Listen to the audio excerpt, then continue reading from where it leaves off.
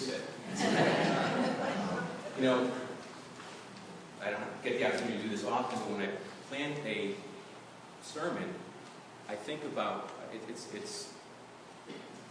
it's difficult because I wonder how people do this every week. It's a lot of work.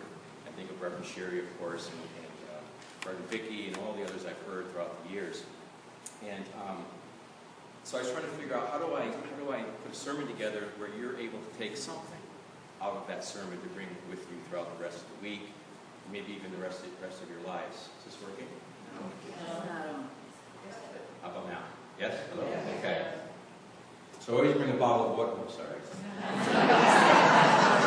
You heard that part. So as I was thinking about those things, I came across this, and I thought it was perfect for my apprehension of preaching to make sure that I'm benefiting you folks with something from God. So there was a long-term pastor who was searching in his closet for his collar before church one Sunday morning. In the back of the closet, he found a small box containing 3 eggs and 100 $1 bills. So he called his wife into the closet, no pun intended, and he asked about the box and its contents. So embarrassed, she admitted having hidden the box there for the entire 45 years of their marriage. Disappointed in her, the pastor asked her why. The wife replied that she didn't want to hurt his feelings, and he asked, well, how could you have hurt my feelings with this box? She said, every time during our marriage that you had delivered a poor sermon, she placed an egg in the box. So the pastor felt that 3 poor sermons in 45 years was certainly nothing to feel bad about, so he asked her what the $100 was for. So she replied, each time I got a dozen eggs, I sold them to the neighbors for $1.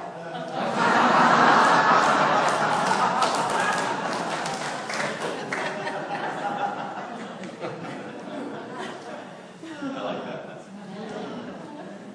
So, the upside of giving up. Winners never quit, and quitters never win. Vince Lombardi of Football Immortality coined that phrase. And I'm sure he was referring to the importance of perseverance.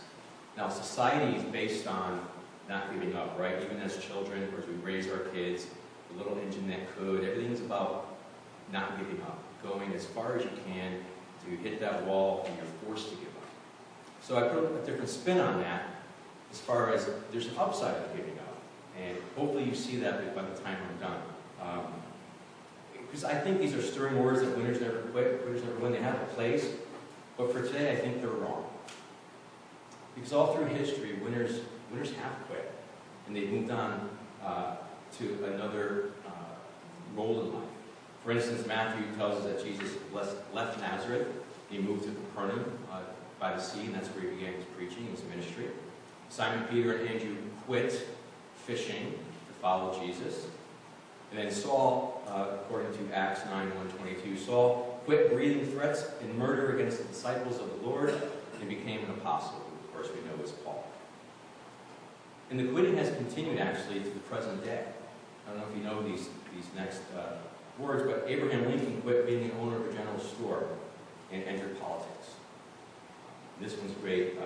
Julia Childs quit being a CIA agent and became a world famous cook. That's the truth. And this is from Brian. Harrison Ford quit being a professional carpenter when he was offered a part in a little-known movie called Star Wars. And then Grandma Moses quit being a potato chips salesperson and began to paint, all at the age of 8. So clearly, quitters sometimes win. But that happens when they discover the upside of giving up. So, in the parable today, in Matthew, the 2 sons, Jesus tells the story to the chief priests and the elders of the people, a tale of a man with a couple of sons who are needed to work in the vineyard. The father goes to the first son and says, son, go out and work in the vineyard today. And I'm envisioning that they're both teenagers, because the son doesn't want to alter his plans, so he answers his dad and says, I will not. I will not do it. But later he changes his mind, quits what he was doing, and goes out and works in the vineyard. Father goes to the second son, makes the same request, and the second son answers, sure. In a very enthusiastic response, he seems like a real winner, right? Because he says, I'm going to go do this. But he fails to go out and work in the vineyard. So Jesus asks the chief priests and the elders, which of the 2 did the will of the Father. Which one is the real winner? And as you heard, the first, the chief priests and the elders answered, because they grasp that the son who quits what he's doing and goes out and works in the vineyard, he actually is the real winner, because he did what his father wanted him to do, and he actually was able to quit what he was doing, whatever it was, and do something else. So it really comes down to discovering exactly what you need to do is the upside of giving. You have to know what you need to do. It's not just quit. You have to know that the plan is in place for you to do something else. So, truly I tell you, Jesus said to the religious leaders at the time, as you heard, the tax collectors and the prostitutes are going into the kingdom of heaven ahead of you. And they were just flabbergasted by that. What? How is that possible? People like that can't be winners. So Jesus says, John came to you in the way of righteousness, and you did not believe him. But the tax collectors and the prostitutes, they did believe him. These folks saw the truth of what John was saying, and they discovered exactly what they needed to do. But the chief priests and the elders, even after they saw it, says Jesus, you did not change your minds and believe him. You had an opportunity, and you let it go by. The priests and elders were so sure that they were winners that they did not see the need to quit what they were doing and change their minds and believe John. So often, it's the quitters, the ones willing to change, who lead the way to the kingdom of God. So, when do we know when it's time to give up? So I'm going to give you 3 hints that it's time to quit. The first, number 1, is your heart is not in it. So a quick story. I'm an avid baseball fan, Yankee fan, please hold the applause. And my son played Little League all through elementary school, grammar school. He made it to freshman year. Baseball, he made the freshman team, and I was very excited. And I actually, for 2 or 3 years of Little League, coached this team with his stepdad. And if that hasn't earned me some points, I don't know what will. Then one day, we're leaving a game freshman year, and Nick said that he said to me, I think I want to quit someday. And I had to hold on real tight to the wheel because I didn't want to drive off the road. This is baseball. He said, I just don't think, I think I'm going to get bored, and I think I'm going to give it up. So that was very difficult for me to figure out what to do with that. This is something that I wanted him to do, something I thought he wanted to do, and here he is telling me that he wants to quit. So, thinking about all that, I was a little surprised when he said that. So, how did I support that? It took me a day or 2 to figure that out. And what I realized was quitting is one of the most important life skills that I could teach him. Because I know that if you're going to change your life, if you're going to change something, try something new, something else, you have to be able to quit whatever it is you were doing before that something new shows up. And he knew that at 14 years old. So you know it's time to quit. You discover that you'd be happier without baseball or whatever else it is in life that you walk away from. Discovering your true passion is the upside of giving up. So hint number 2, you cannot see the path forward. It happens to us a lot, I think. When Jesus entered the temple, the chief priests and the elders of the temple come to him and as he's teaching, and they say to him, by what authority are you doing these things? And who gave you this authority? So Jesus senses they're trying to trap him, right? So he answers their question with a question. And I love that because we know that Jesus is God, but in this moment, he's very human. So he uses a question to answer a question. And he says, did the baptism of John come from heaven, or was it of human origin? So the priests and the elders argue, as you heard in the reading, and discover that they are indeed trapped. If we say he's from heaven, and he'll say to us, why did you not believe him? If we say human origin, we're afraid of the crowds, because they believe John to be a prophet. So they didn't want to be attacked, so their answer was quite simple. They said, we don't know. We have no idea. So the religious leaders could not see the path forward, knowing that they would trouble if they attributed the baptism of John to divine or human origin. So being stuck, they should rethink their direction and consider the truth of what Jesus is teaching, but they're unable to do that. Instead of giving up and changing courses and quitting their way of thinking, they remain stuck on that path, and they're on it for quite a long time. You know that that path leads to their plot, to the death of Jesus, right? So as for Jesus, he refuses answering their question about authority because they don't answer his question about authority. They have to quit what they're doing in order to discover that Jesus does in fact have the authority. If they don't quit, they're not going to know that. He's got the authority to teach, to heal, and even to forgive. So, hit number 3. You've been avoiding what God wants you to do.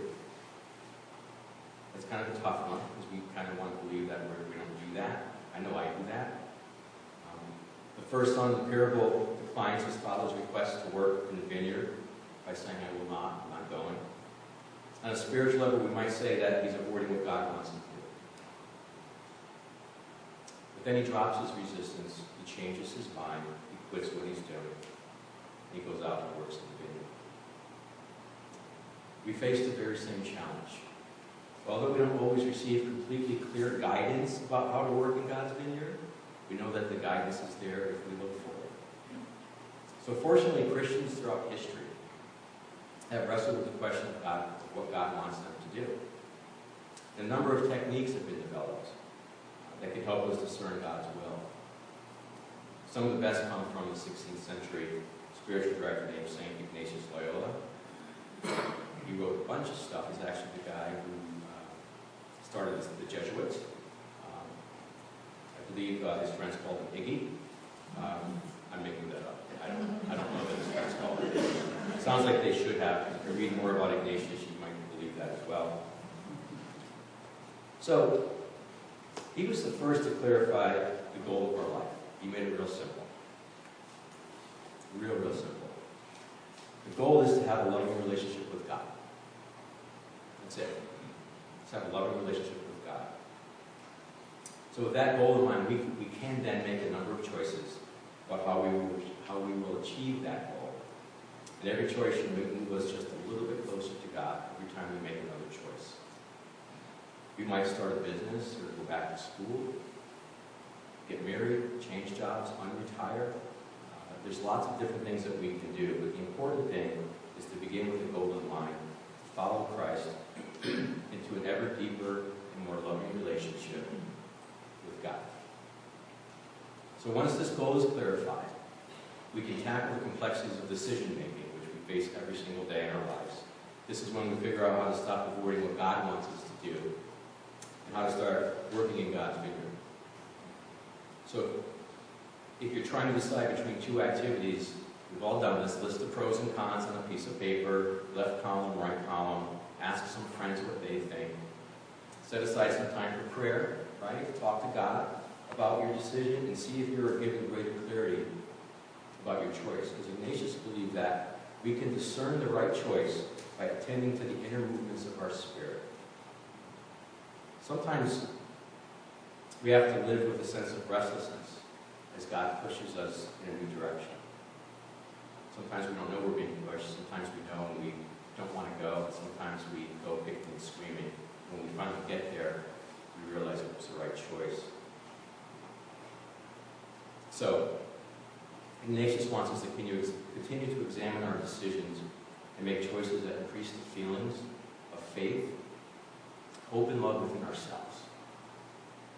So the upside of giving up is that it puts us in a position to change our lives for the better. If we feel that we're avoiding what God wants us to do, we need to stop what we're doing, clarify goals, and define what it means to have a loving relationship with God. We should figure out what changes need to be made in order to start using our time and talents as workers in God's vineyard. We ought to pay attention to those inner movements of our spirit and make choices that will increase our faith, our hope, and our love. The good news is that by quitting, we might in fact be winners. Certainly it's a win-win when we choose to follow Jesus and move into a more loving relationship with God. Amen. Amen.